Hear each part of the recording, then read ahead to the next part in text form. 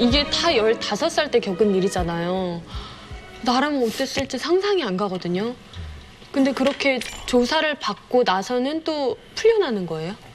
아니요, 그렇진 않고요.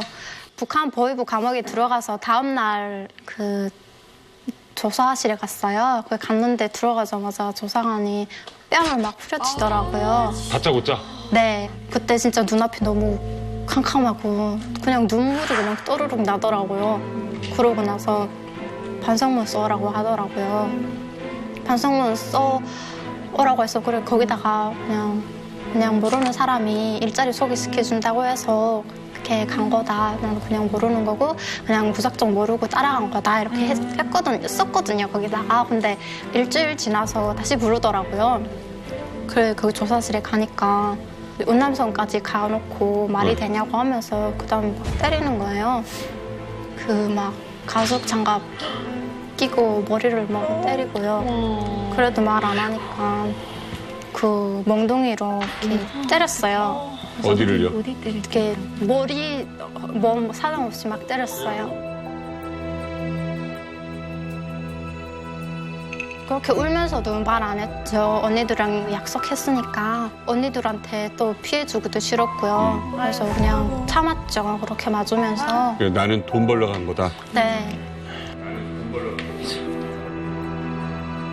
그래서 그날 저녁에 방에 들어왔는데 온몸에 멍이 들고 그래서 이렇게 눕는 게 너무 힘든 거예요. 이렇게 누우니까 너무 아파서 엄마도 보고 싶고 하니까 눈물이 나서 울었는데 간수가 와서 왜 오냐고 하면서 저희 방 전체 벌 세우더라고요. 그래서 같은 방에 있는 아주머니가 여기서는 너 혼자 이렇게 마음대로 울 수 없다. 너 혼자 울면 이렇게 전체가 다 벌 받는다 하면서 그래서 울면 안 된다고 하더라고요. 진짜 죽을 만큼 너무 아팠고요. 너무 진짜 울어도 모자랄 정도로 진짜 아팠는데 그래서 그 이후부터 울지 못하고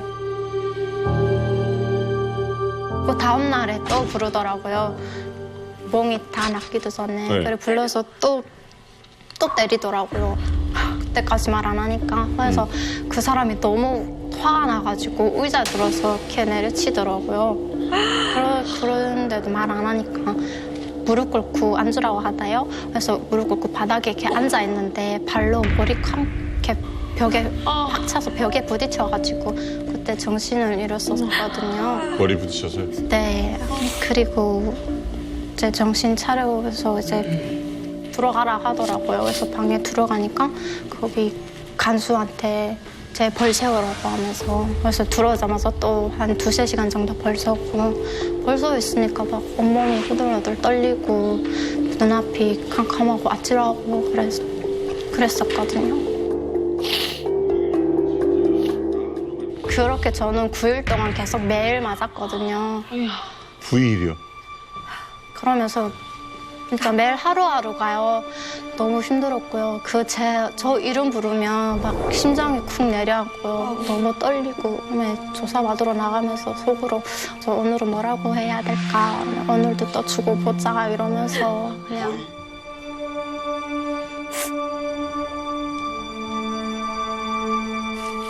지금 잘 때도 그 꿈 꾸겠는데 그 공포감 어떻게 이겨내? 예? 이제 스트레스 받고 하면 되게 머리도 많이 아프고 그러거든요. 근데 꿈도 되게 많이 꿔요. 잡혀가는 꿈. 근데 그 제일 오래 남는 꿈이 잡혀가지고 도망치려고 했는데 또 잡힌 거예요, 꿈에서. 그래서 그걸 너무 고통스러웠고 그걸 꾸면서도 그냥 너무 힘들었었어요. 아니 그렇게 무지막지하게 때리고 하면 당연히 다치잖아요. 인간이라고 표현하고 싶진 않은데 그들이 치료를 해줍니까? 그런 건 없고요. 그렇게 들어간다고 해도 그냥 들어보니고 그냥 그 방 안에 뭐 아무 사람이나 그냥 거죽대기 같은 걸로 그냥 이렇게 대충 해주고 그래요. 저도 16살 때 잡혔고 언니 18살 때 잡혔는데 저는 당시 어리다 보니까 그래도 좀 봐준 것 같은데 저보다는 절 대신해가지고 언니가 이렇게 조사 받을 때 여러 번 맞았었죠. 근데 상처가 나도 치료를 해준다는 게 아니라 오히려 상처받은 곳을 더 심하게 때려요. 왜냐하면 그게 상처고 더 아프다라는 걸 알고 이 통증이 더 커져야지만 뭔가 얘기를 할 수 있다라는 거를 그들이 알기 때문에 치료 같은 거는 그 안에서 꿈도 꿀 수 없는 상황인 거죠. 야, 어쨌든 처음엔 너무 밝고, 예, 정말 인사를 나눠가지고 이런 끔찍한 일을 당했을 거라고 상상도 못했는데, 감옥에 그럼 목란 씨처럼 좀 어린 친구들도 많았어요? 저 포함해서 그 10살 여자아이가 있었고요. 그 아이는 이제 아빠, 엄마, 그리고 오빠 이렇게 해서 4명이 온 가족이 한국으로 어려하다가 잡힌 거예요. 그래서 저 포함해서 그 10살 아이 이렇게 있었어요. 그래서 그 아이 엄마가 되게 많이 도와주고 면회 들어오거든요. 그러면 그 옥수수 가루, 속도전 가루 그거 들어오면 같이 그 아이랑 저랑 같이 챙겨주시고 이제 화장지 같은 것도 없으니까 화장지 같은 것도 챙겨 이렇게 주시고 그리고 그때 겨울이다 보니까 겨울인데 또 북한은 또 엄청 춥잖아요. 그러니까 저는 그때 후드티 같은 거 하나 입고 있었거든요. 옷이 그거밖에 없어서 추워하고 있었는데 그 아주머니들이 따뜻한 방으로 옮겨갔어요. 그러면서 그 아주머니가 저를 추천해줬더라고요. 그 애도 여기 오게 해달라고. 그래서 저도 그 아주머니랑 같이 좀 그래도 따뜻한 방으로 이렇게 옮겨가 그렇게 챙겨주고 그랬어요. 아니 왜 감옥 안에 따뜻한 방, 차가운 방이 있어요? 신의주 쪽에는 탄 쓰거든요. 그래서 탄 쓰는 데는 이제 식당 있고 식당 그 바로 윗목 네 거기 이제 탄 쓰니까 거기만 좀 따뜻하고 나머지는 그 난방으로 하는데 북한에 전기가 안 들어오잖아요. 그러니까 그 난방 될 일도 없고. 목욕은 시켜줘요? 목욕은 그냥 샤워장이었거든요. 네. 그 감옥 안에서 그냥 이렇게 천 이렇게 들고요. 2명이서 이렇게 들고 한 명이 그 천 뒤에 들어가서 그냥 대충. 따뜻한 물은요? 따뜻한 물 없어요. 찬물로 그냥 그것도 막 물 엄청 많이 이렇게 쓰는 것도 아니고 그 천에다 적셔가지고 그냥 이렇게 닦는 정도예요. 이 친구 이야기 들으면서 다 우리 겪어봤지만 그냥 제가 겪었던 일을 그대로 이야기하더라고요. 맞아. 저는 비행기만 못 타고 기차 타고 이제 도시락 먹으면서 갔는데 부족한 부분을 이제 설명을 해드리면 방 안에 화장실이 구석이 있습니다. 재래식 화장실. 그 정말 기가 막힌 거는 물이 수돗물이 없기 때문에 거기서 새벽에 물 조금 나오는데 변기로 거기서 물 받아서 양치. 변기물. 목란 씨 있었던 데는 칫솔은 있었어요? 칫솔은 그냥 다른 사람 쓰던 거. 저는 가족이 없으니까 다른 사람 쓰던 거. 그냥 그렇게 쓰고. 그것도 칫솔 길면 이렇게 뭐 자살수도 하고 그러기 때문에 칫솔 잘라서요. 요만하게 해서 솔하고 손잡이 그냥 이렇게 잡아서 이렇게 쓸 수 있게. 북한 감옥에는 숟가락 다 잘라가지고 반쪽으로 이렇게 먹게 돼 있어요. 이게 숟가락을 반쪽만? 예, 목을 찌르거나 뭐 자살할까봐 다 잘라서 이렇게 그냥 그 몽당균 비처럼 그렇게 사용을 하게 합니다. 그래서. 어이가 없네요, 진짜. 아니 내가 처음 들었어요, 지금 이런 얘기는. 이런 거는 사실은 이제 약간 보여준 거예요, 어떻게 보면. 예? 그러니까 실제로 이제 뭐 기독교를 내가 뭐 어떻게 하다가 잡혔다. 이건 이제 완전히 죽여야 될 대상이기 때문에 그때는 정말 죽음으로 가는 고문을 시키는 거예요, 완전히. 그래서 이제 그런 사람들은 이제 감옥에 잘 때에도 쪽새를 이제 그 출창에다 매달아놔요, 이렇게. 왜요? 24시간. 그게 고문이죠, 고문. 또 팔에다 빠지게 만드는 식으로. 죽으라는 거네요? 그렇죠, 죽으라는 거죠. 하는 게 낫겠다. 그러니까 여기는 이제 아직 살리기 전이기 때문에 죽을지 말지를 이제 구분하는 것이고 죽는 사람으로 분리될 경우에는 다 그렇게 구분하는 거죠, 완전히. 예. 그러면 목란 씨는 끝까지 한국으로 가려고 했다고 말을 안 한 거예요? 네, 저는 아빠가 그랬거든요. 다른 사람한테 피해주면서 살지 말라고. 그래서 뭐든 누군가와 같이 하다 그러면 네 혼자 책임져라. 항상 이렇게 얘기했거든요. 그래서 그냥 저 혼자 그냥 그렇게 아파하면 되니까 그 언니들도 말 안 하고 있었는데 제가 말하면 제가 너무 나쁘잖아요. 그래서 그냥 그렇게 9일 동안 취조 얻으면서 그렇게 맞으면서 했는데 조사관이 그 진술서 가지고 오더라고요. 진술서 읽어보라고 하더라고요. 읽어보니까 다른 분이 얘기했더라고요. 근데 그분이 이제 한국에 먼저 누나분이 와 계셨던 거예요. 누나가 오라고 해서 한국에 가려고 했다고 그렇게 얘기했더라고요. 너무 빼도 박도 할 수 없고 그리고 그 취조관이 그러더라고요. 네 혼자면 끝까지 우겨봐도 되는데 그 공범이 있는데 그냥 바로 그렇게 네가 우겨봤자 소용이 없다고 하면서 그러더라고요. 그래서 그때 그렇게 이제 진술하게 됐어요. 죽도록 맞고 결국은 그쪽이 원하는 대로 해줄 수밖에 없었고. 네. 그러면 어떻게 됩니까? 어디로 가는 거예요 이제? 중국에만 있다가 잡힌 사람들은 한 보름 정도 있으면 다른 데로 옮겨가요. 근데 저는 그때 3개월 동안 있었고요. 그러다가 이제 그 양강도 해산보육으로 옮겨졌어요.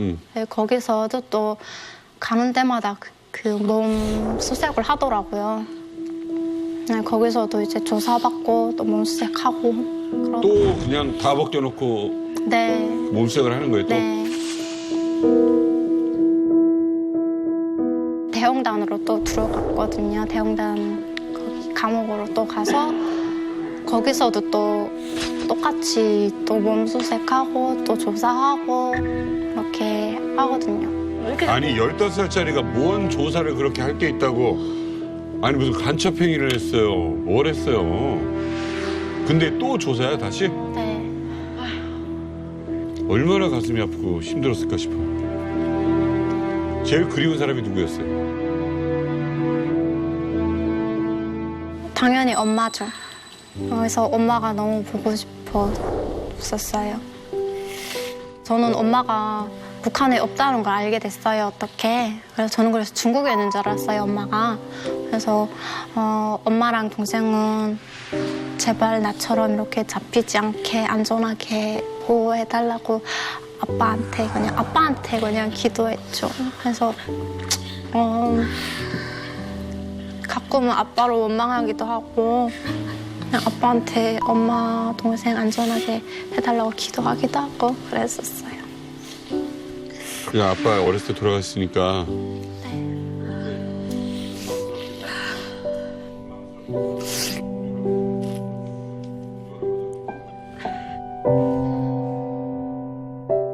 감옥에서 나오니까 일단 철창 안에 있었던 것보단 좋았고요. 그리고 가족이 없다는 거 알게 되고 그래서 중국에 그 엄마랑 동생 찾으러 가야겠다 하고 결심하고 이제 재탈북하게 됐거든요. 아이고. 그리고 이번에 잡히면 그냥 바로 뭐라도 삼키던지 뭐 그냥 뛰어내리던지 해서 바로 그냥 죽어야겠다 해서 죽을 각오하고 그렇게 해서 이렇게 맞거든요. 근데 운 좋게 이렇게 한국까지 오게 됐어요. 몽란 씨 한국 올 때는 뭐 타고 왔어요? 한국 올 때는 한국 올 때 이제 라오스에서 한국까지 인천국제공항까지 왔는데 그때도 비행기 타고 왔어요. 한국 올 때 비행기 탔을 때의 기분하고 북송당했을 때의 기분은 어떤 차이가 있어요? 북송명할 때는 그냥 몰랐으니까요. 그냥 마냥 좋았는데 근데 이제 한국 올 때는 뭔가 되게 그냥 안전하고 내가 이제 살 것이다라는 그런 생각 들었어요. 기내식 먹었어요 그때도? 그때도 먹었어요. 그때도 먹었어요. 뭐 먹었어요? 치킨 뭐였는데요. 맛있었어요?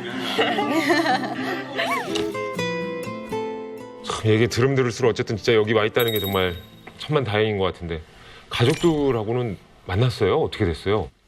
한국에 와서 하나원에서 이제 엄마랑 동생이 한국에 왔다는 거 알게 됐고요. 참 다행이다. 중국에서 한 게 아니라? 네. 하나원 이제 들어가면 학교 다니거든요. 청소년들 학교 이렇게 다닐 수 있게 해서요. 네. 네, 거기서 담임 선생님이 전화번호 주시더라고요. 엄마 전화번호라고. 어머. 갑자기? 네네. 너무 좋았겠다.